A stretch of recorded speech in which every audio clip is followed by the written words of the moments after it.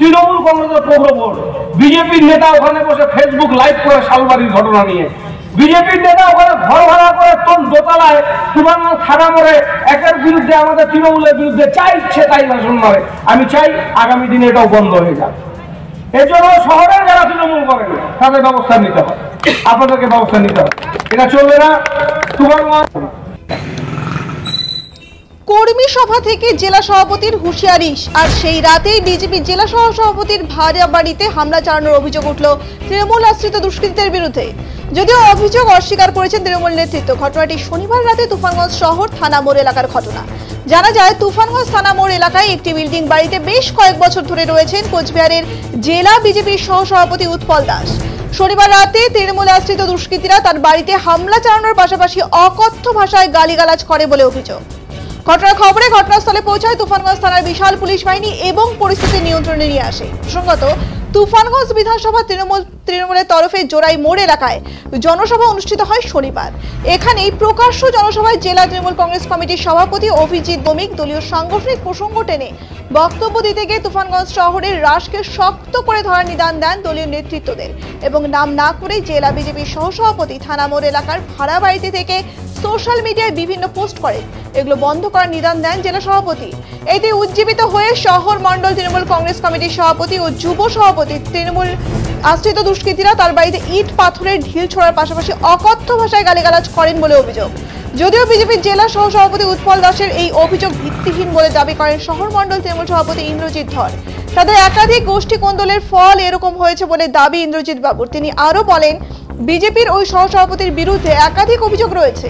2019 এবং 2021-এর নির্বাচনের আগে একাধিক মানুষের কাছ থেকে টাকা নিয়েছেন বলে অভিযোগ। সেই টাকা পয়সা ফিরিয়ে না দেওয়ার জেরেই এমনটা হতে পারে বলে দাবি ইন্দ্রজিৎ বাবুর। এর সাথে তৃণমূলের কোনো যোগ নেই বলে তিনি দাবি করেছেন।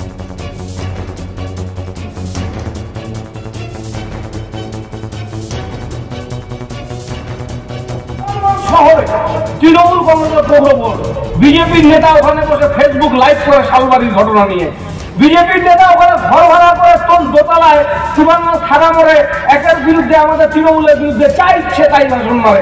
আমি চাই আগামী দিনে এটাও বন্ধ হয়ে যাবে। এই জন্য শহরের যারা তৃণমূল করেন তাদের ব্যবস্থা নিতে হবে, আপনাদেরকে ব্যবস্থা নিতে হবে, এটা চলবে না।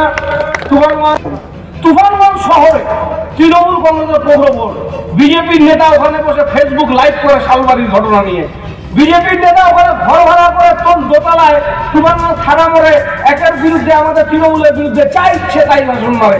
আমি চাই আগামী দিনে এটাও বন্ধ হয়ে যাবে।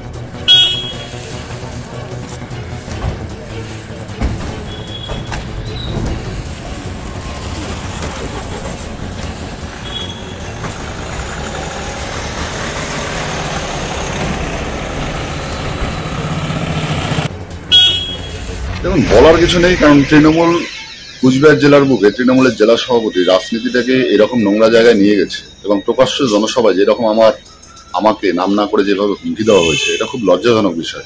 সভ্য রাজনীতিতে এটা কাম্য নয়। এবং তার পরিপ্রেক্ষিতে রাতের বেলায় কিছু মদ্যপ যুবক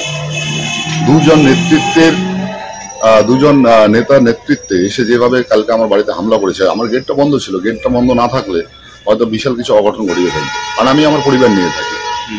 আজকে যেভাবে এই নোংরা রাজনীতি, এরা মানে পরিবারকেও ছাড় দেয় না, ছাড় দিত না হয়তো, এটা খুব ধিক্কারজনক বিষয়। এই বিরুদ্ধে আমি অভিযোগ এরকম দায়ের করব। তেমনি আমি কুচবিহার জেলা সভাপতি তৃণমূলের এবং তৃণমূলের নেতাদের বলতে চাই যে বিরোধী রাজনীতি করি, বিভিন্ন সময় মার খেয়েছি, বিভিন্ন সময় আক্রান্ত হয়েছি, তারপরেও রাজনীতি করছি বর্তমান জেলার সহসভাপতি। আপনারা যদি ভাবেন যে উৎপল দাসকে এই এলাকা ছাড়া করে আপনারা রাজি করবেন বা উৎপল দাসকে বাড়িতে ঢুকিয়ে দেবেন, বাড়ি থেকে বেরোতে দেবেন, এটা আপনারা ভুল করছেন। মানে অ্যাকচুয়ালি গতকালকে রাতে কি হয়েছিল যদি গতকাল মদ্যপ অবস্থায় আমি ছিল কিনা জানি না, কারণ মদ্যপ অবস্থা না থাকলে এটা মনে হয় সম্ভব হতো না। তৃণমূল প্রায় 100-150 জন ছেলে, যুবক ছেলে, এইখানকার শহরমন্ডল সভাপতি ইন্দ্রজিৎ ধর এবং যুব নেতা তনু সেন এবং ভাইস চেয়ারম্যান, ওনাদের নেতৃত্বে এসে অকথ্য গালিগালাজ এবং বাড়িতে ঢিলাঢিলি করে। গেটটা বন্ধ ছিল, যার কারণেই হয়তো আমার পরিবার রক্ষা পেয়েছে, নাহলে হয়তো একটা বড় দুর্ঘটনা ঘটে যেত। এটা ধিক্কার জানানো ভাষা নেই এদেরকে। তবে আগামী দিনে আমি অভিজিৎ ভৌমিককে একটাই চ্যালেঞ্জ করবো, যদি আপনার ক্ষমতা থাকে, রাজনৈতিক লড়াই যদি আপনি করতে চান, রাজনৈতিক ময়দানে থেকে লড়াই করবেন। ওই মদ্য মাতালদের দিয়ে রাতের অন্ধকারে কাউকে অ্যাটাক করে যদি আপনি রাজনীতি করতে চান আপনি বিশাল বড় ভুল করবেন, আগামী দিনে আপনাকে রাজনীতির ইতিহাসে কেউ মনে রাখবে না। প্রথমে বলবো ঘটনাটি ভিত্তিহীন। রাতের অন্ধকারে কোন দুষ্কৃতী কি করলো তার দায়ভার তৃণমূল কংগ্রেসের নয়। আর জেলা সভাপতি উস্কানিমূলক বক্তব্য দিয়েছে এমনটা কোনো বক্তব্য তিনি রাখেননি। আমরা উন্নয়নের পথিক, মমতা বন্দ্যোপাধ্যায় আমাদের নেত্রী, নেতা অভিষেক বন্দ্যোপাধ্যায়, তিনি বলেছেন যে তুফানগঞ্জ শহরে তৃণমূলের জোয়ার চলছে, অর্থাৎ তৃণমূল কংগ্রেস 12-0 হয়েছে পৌর ইলেকশনে। সেক্ষেত্রে যাতে তৃণমূলের এই গতি অব্যাহত থাকে সেটি দেখার, আর কিচ্ছু বলেননি। এবং তার সঙ্গে উন্নয়নকেই পথযাত্রা হিসেবে তিনি ধরেছেন। আর বিজেপির কিছু গোষ্ঠীদ্বন্দ্ব রয়েছে ওদের মধ্যে। কোন গোষ্ঠী ওদের কি করেছে, ওদের তো 12 মাসে 13 পার্বণের মতো 13টা গোষ্ঠী, আমি বারংবার বলেছি, সেই গোষ্ঠীরই প্রতিফলন ওদের।